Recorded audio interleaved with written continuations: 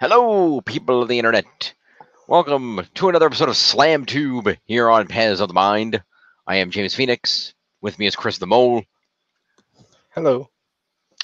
And we are here to talk about the just ended Extreme Rules pay-per-view of 2018.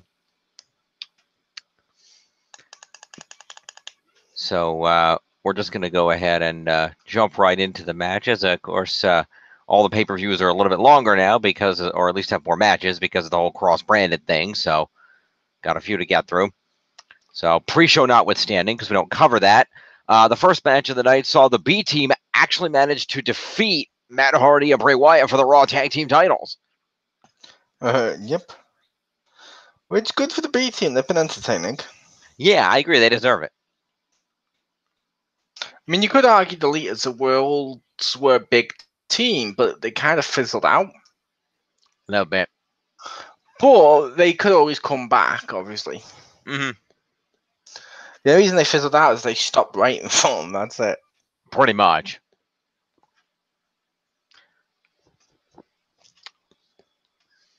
Which is, I will note, I didn't see the first few matches of the night here, so cover basically. The second match saw Finn Balor taking on and defeating Constable Corbin. Yeah, and I'm like, really, Corbin? Okay, I understand in previous times it's just been, okay, you've booked in a match without warning, but you knew you had a match. Why did you show up to wrestle in street clothes? That's higher now. Apparently. And he also wasn't taking Finn seriously. That too. I guess he regrets that now.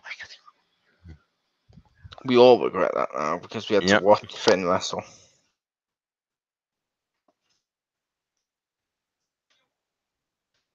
So, moving along. The next match. But yeah. Yeah. Okay. Sorry, was there anything else to say about that match?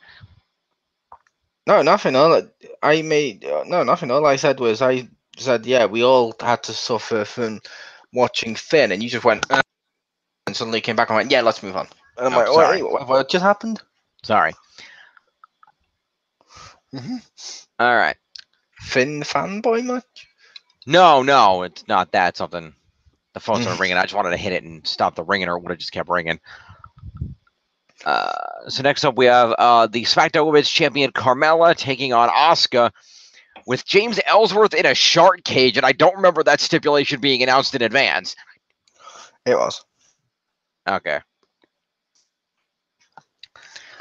Just as stupid as when they did it with Enzo. And Jericho. Yeah, it's a stupid match concept. Don't do it again. And in NXT. Didn't see the NXT one, but fair enough. I don't like the concept. Yeah, the concept's stupid. Yes.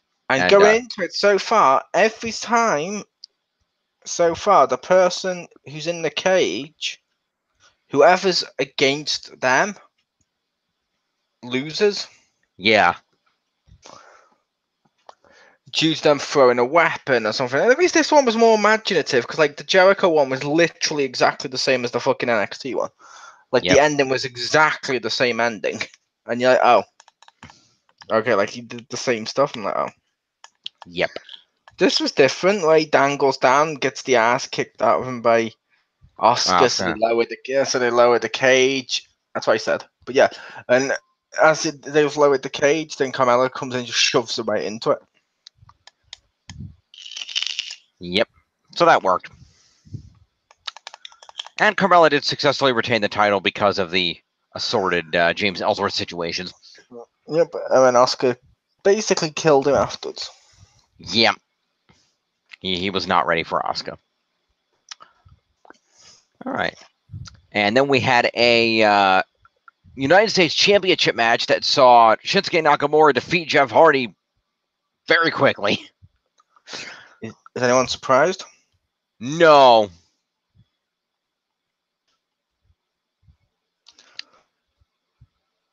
Not really. For two reasons. Number one, it's kind of well known that Jeff has to go rehab a couple of minor injuries. And two, they need to do something with Shinsuke. His credibility is shot to hell. At least he has a belt now. Maybe they could try to restore him as a credible superstar. It had nothing to do with Shinsuke. Literally everything to do with Jeff being injured. You knew that it was going to be a quick match, and you knew he was going to lose it. Because he's literally mentioned in house shows he doesn't even do the swanton anymore. Fair enough. Like, it literally in house shows he doesn't do his his big moves because he's in so much pain that doing them is just too hard for him. Ouch. So obviously he needs to get some surgery and stuff and maybe take some time off. Yes. He's So having a matchup on SmackDown though. Okay, yep. And then post-match, the Viper Randy Orton made his grand return, but surprisingly, attacking Jeff Hardy instead of Shinsuke. Yep, he's now heel. Which is good, because Randy Orton's been wanting to go heel for a while, and I think he's honestly better in that role. It's good because, one, he's better in the role, and two, we had no heels on SmackDown besides Nakamura and basically Rusev. Yep. Technically Andrade almost, but he's not big enough to be a big heel threat yet. No, there's other heels, but we're not nowhere near main event. Right. Well, let's not push through all of them. Well, they also have the Miz. I would count the Miz. I would argue Miz isn't main event anymore. They've kept him in mid-card too long. He needs something to get him to the main event. Like, beating Daniel Bryan would get him to the main event. True. All right, let's see. Even when he was against Reigns, he was like intercontinental and was always an afterthought for their feud of, oh, they're just doing this because there's no Brock. Right. Which was a shame, because I like this. Miz should be main event. But yeah, and like I said, they announced SmackDown. We'll see Shinsuke Nakamura go against Jeff Hardy again in a rematch.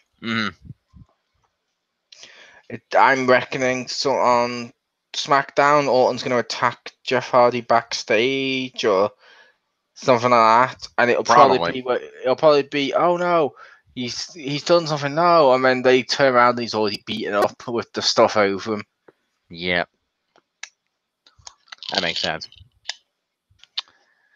Also, unrelated, but speaking of Brock Lesnar, I am glad that they announced at least that, they're pushing the storyline. Okay, Brock now must defend the title or he'll be stripped of it. So at least they're pushing that somewhere. Yeah, because the idea with the 30-day thing, as people wrongly get wrong a lot of times, is it's if you are unable to defend your title for the 30 days, but Brock is able to defend his title for the 30 days. He's not injured or anything like that. Mm-hmm. He just chooses not to on some stuff, which is fine. The idea is you have to be at least able to, because if you're going to be injured for a month, they have to take it off you. Gotcha. Interesting. It's mainly just a tool, so if someone's injured too badly, they can just strip them of the title. Makes sense. And obviously storylines. Right, of course. So speaking of storylines that came to a head, we had Kevin Owens take on... I was going to say, speaking of that bit, I'm predicting Kurt Angle's going to die on Raw. Oh, you think Brock's going to come and destroy him for giving him an ultimatum? He literally threatened the Beast. Even the commentators were like, you don't give an ultimatum to Brock Lesnar. Yeah, it's usually not a good idea. I could see him coming there and just killing Kurt. Or going to a hospital, wheeling out an already injured Jason Jordan into the middle of the ring and making an example out of him.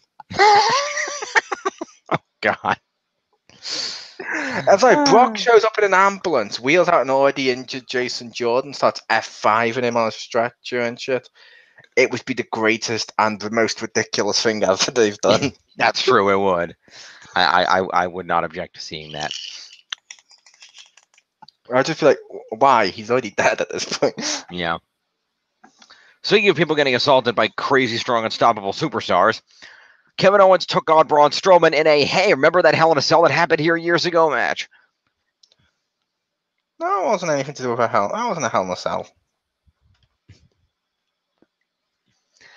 I know, but even the commentators going another way to remember. By the way, remember the Hell in a Cell thing? It was here. It was his anniversary. It was here. But they also said that earlier on the pre-show. True.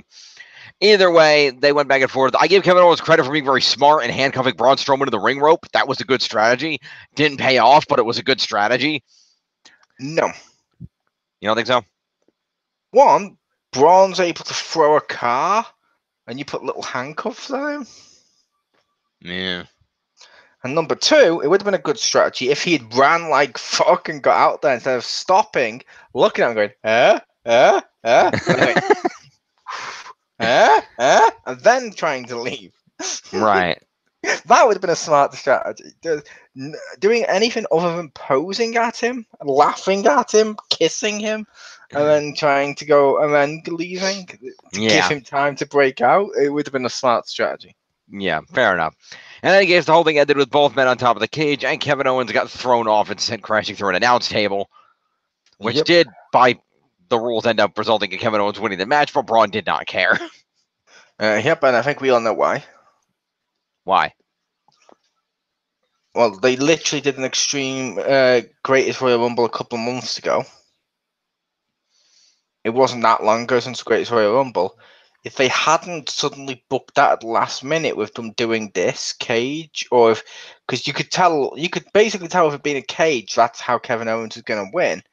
They couldn't do Braun throws him through the cage, the door opens, and he gets eliminated because they just did that spot. Oh, that's right, yeah. So at the last minute, they seem to have done an additional spot. So and it worked. It looked cool. It did. It looked very cool. And now hopefully he gets a Shania Twain song. Yeah, he won the match. He met he met her requirements. Yeah, to be fair, she didn't say this specific match, but she did say you just have to beat him in the future, and he did beat him in the future. He did. He should get his match. His song. Yeah, his song. All right, so next up, so earlier in the evening, we weren't sure about the next match because the Bludgeon Brothers proceeded to attack Team Hell No in the backstage area, throw Daniel Bryan into a steel door, and slam Kane's knee in a steel door. But the tag team champions were at least able to limp out for the match, but unfortunately, they were not successful in their quest for tag team gold. To be fair, they didn't limp out. Kane limped out midway through the match. Well, fair, you're right. Daniel Bryan came out at the beginning, then Kane limped out mid-match. Also, Kane seems to have lost one of his powers. Which one? Do you remember the time when his leg was injured? He just goes, stamped it down, and then walked normal. Oh, that's right. Yeah, I forgot about that. That's a good point. Why didn't he do that once? Instead of just wearing an overly novelty-sized boot. Yeah, that would have worked. Yeah, he literally had the ability to heal his own leg. I really forgot about that. You have a good memory. Yep. But yes, the Bludgeon Brothers retained, which we all kind of knew was going to happen. Yep. We then followed this up with Bobby Lashley versus Roman Reigns. Which wasn't terrible. No, they put on a good match. I was shocked by the ending. Yeah, not by who won. That was obvious. Yeah, I mean, the way they were booking Roman, him winning would have just led to a riot, so you knew he probably wasn't going to win. Nothing to do with riots or fans or whiny entitled pricks online bitching about Roman Reigns, every single thing. It was to do with the fact, what the hell's Bobby Lashley had going for him yet? He needs something. Lashley needs a win a lot more than Reigns does. True. Reigns loses nothing losing to Bobby Lashley. Lashley gains something. The only thing that surprised me is it took one spear from Lashley to pin him. One spear from Lashley. Yep.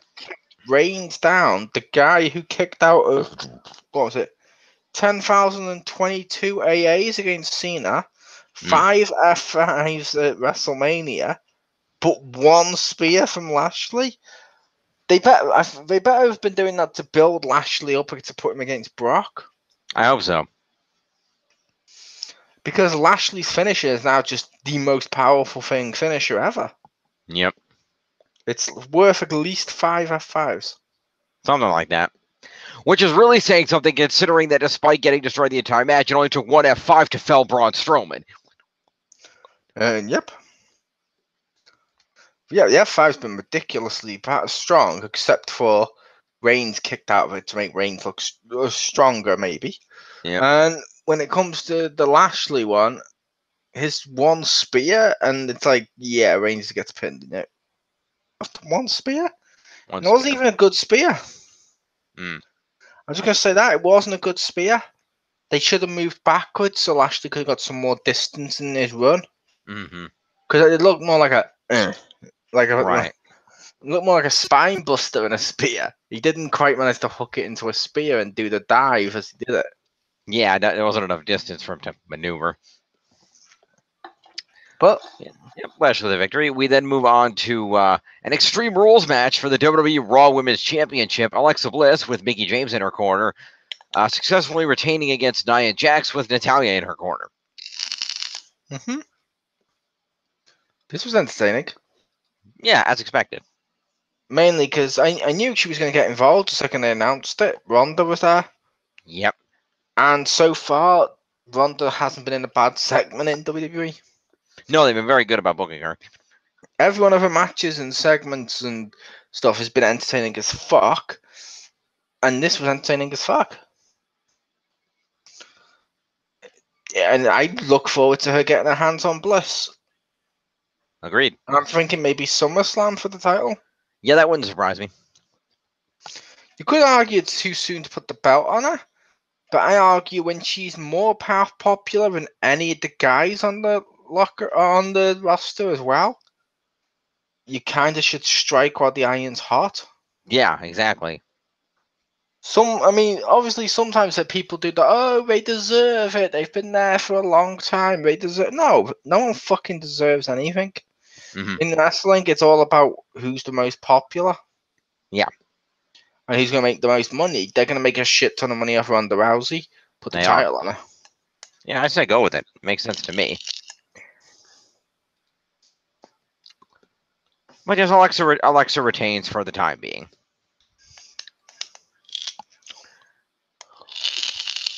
And we then followed up with the WWE Championship match of AJ Styles versus Rusev, which was a very good match.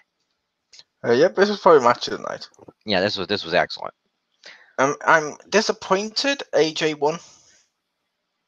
It would have been nice to see Rusev with a belt. He deserves it. One, it would have been nice to see Rusev with the belt. And I like AJ, but he's had it for too long. He seems a little stale. Mm-hmm. After they've had it for a certain point, I'd like that. I'd like to move on.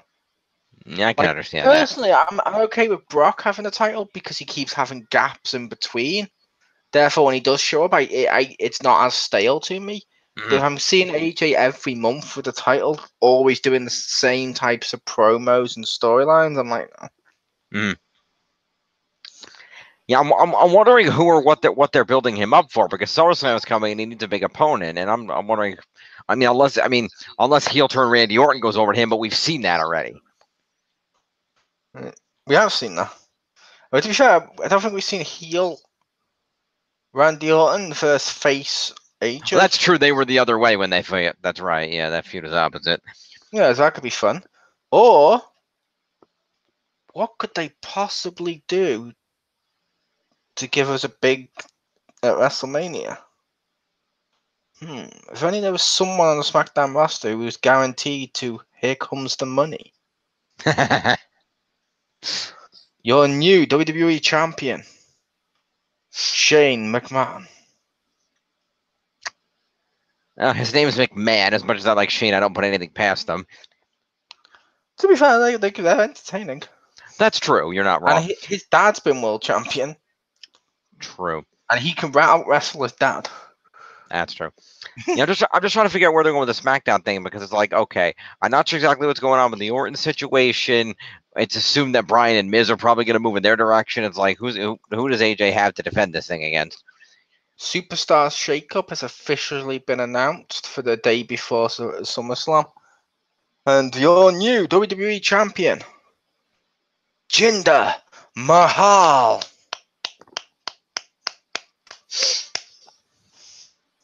They could do it. They have done it. I like Jinder Mahal, to be fair. He's not as bad as people make out. No. It's me. I'm up here. It's so fucking brilliant. I'm sorry, that's one of the cheesiest ones ever, where his face is just like out the camera. Hey, Randy, it's me. I'm up here. And you're like, what is that? All right. But I don't know. With AJ, it could be Daniel Bryan. But he's probably going to go into Bludgeons. Well, no, I figured they were going to push him into his feud with The Miz because they seem to be hinting. Yeah, but you're talking next month for SummerSlam. I don't think the feud with Kane and Daniel Bryan's over after they beat the shit out of him before the match and then beat him in this match. Don't think that feud's over. Maybe, but the problem is at the same time they want to get that Daniel Bryan Miz resolution in there. And to my knowledge, he still hasn't signed a contract renewal, and his contract expires like 2 days after SummerSlam. Yeah, but he said, one, they might not do it, and two, Daniel Bryan said he thinks he might resign recently in an interview. Very recently, he said he thinks he's probably going to resign. It's pretty much. It looks like it might be a done deal. He's going to resign, and if he is, Miz Daniel Bryan WrestleMania. Yeah, that would make more sense if he resigns. That would be better. SummerSlam, AJ Styles versus Randy Orton. Bludgeons vs Kane is the best. Bludgeons vs Kane and Daniel Bryan Team Hell No is a good match for Daniel Bryan because he doesn't have to wrestle a full match. That's true. Which is one of the things he's been wanting to pull back on. Right, that makes sense. And of course, Brock Lesnar versus Roman Reigns at SummerSlam, and Roman Reigns finally wins the big one. Holds the title up for 2 seconds, only to hear "Brah!" Yeah. That could actually happen, which is horrible. If that happened, that would get the biggest pop in the history of ever. He finally wins. He's like, yes, he's finally won. Brah! Oh God, no. Even funnier. He goes, Braun. Braun gets in the ring. The bell rings. Out the audience. Dean Ambrose runs out and slaps Braun so he gets disqualified. And then flees so the Shield can keep the title. Oh, God. If that happened, if I was Dean Ambrose, move to a different country. Go wrestle in Japan or something. Because Braun's going to kill you. Oh, boy. Good times. And our main event tonight, for some reason, was Dolph Ziggler defending his Intercontinental Championship match against Seth Rollins in a 30-minute Iron Man match. Yep, which, as I pointed out to you, they've literally been having 25-minute matches constantly on Raw. Why is an extra 5 minutes extreme for Extreme Rules? That's a good question. And why did they get 2 falls in the first 5 minutes? And why did the crowd think it was the Royal Rumble? Yeah, I don't know. The crowd. Point, midway through, you'll notice the chant stopped because WWE took the clock off the Titan chant to stop this. Oh, okay. Because they were like, we're going to have a lot more of this every minute of 9, 8, 7, and it's like, oh, stop it! It's not the Royal Rumble. It was weird. The matchup should have been an Extreme Rules match. That would have made sense. Because it's Extreme Rules. We need more no DQ matches. In fact, at Extreme Rules, all the matches should be no DQ, in my opinion. It's one of the few pay-per-views where all of the matches could be on with the stipulations. And that's like all Hell in a Cells, you get bored. All no DQs, there's various stuff. There's a lot more they can do with it. Yeah, definitely. And then when you have a matchup that is DQ added to the card, it's rare and it's a special thing that you've done that. Yeah. Like, do you remember the year Ambrose at Extreme Rules was in a matchup with The Miz? Where if he got disqualified, he'd lose his title. And like, oh, that's not so extreme. A matchup that says you can't use weapons. Oh, so extreme. Yeah.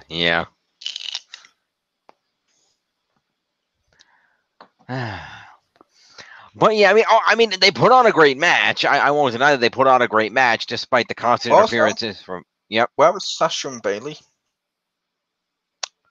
Not on the show for some reason. I know their matchup is SummerSlam, but they should have at least been mentioned to continue the feud. Yeah. Or been in like the social media lounge. They might have been. I might have missed it. I was thinking they should have been on the social media lounge to answer various questions about what's going on with them. That would have made sense. I wanted Bailey to be on the pay-per-view. Hmm. Because I just wanted to use the word kadunkadunk. Ah. Hopefully James has seen that. I have not. It's amazing.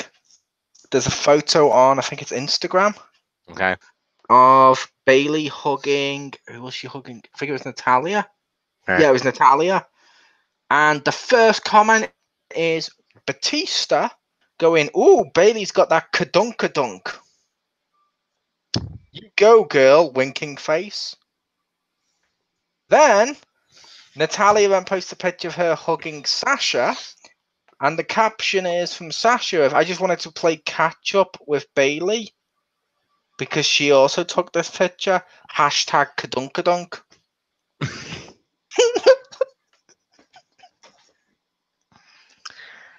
Oh boy. And then like the crying emoji after she's done hashtag kadunkadunk, lots of crying emojis. I'm like, that's funny. Oh jeez. Because he wasn't doing it in an overly perverted way like the time Scott Hall did it to Paige, which was creepy. Mm-hmm. This was more like, yeah, she's got that kadunkadunk. Winking face, like, yeah, come on, you go, girl. It's like, it was more, you know what I mean? It was more Yeah. acceptable.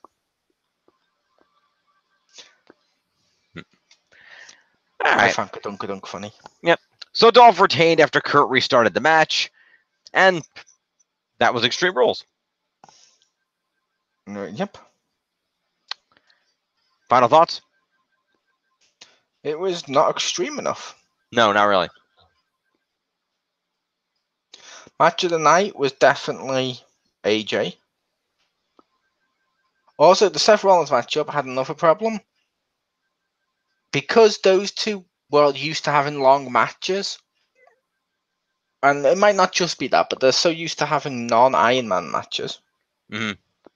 During the Iron Man matches, constantly you heard them say what they were going to do, like the play essentially, really loud, because they was desperate to get it said and done quickly to try and beat the clock. Yeah. Which doesn't work. I don't like because I don't like Cena went through a phase, and I think he probably still does it, where you hear him call moves Mm-hmm. way too soon, and I don't like that. Yeah. Because we know it's fake, but don't tell us what you're gonna do. Yep. You know, at least be subtle with it. But That'd be nice. I'm gonna give it that. I'm gonna give it an average score for this pay per view because some matches were good. It was enjoyable, but some of it was bad, and I didn't like. And the name doesn't make work. No, not really. There should have been more extreme.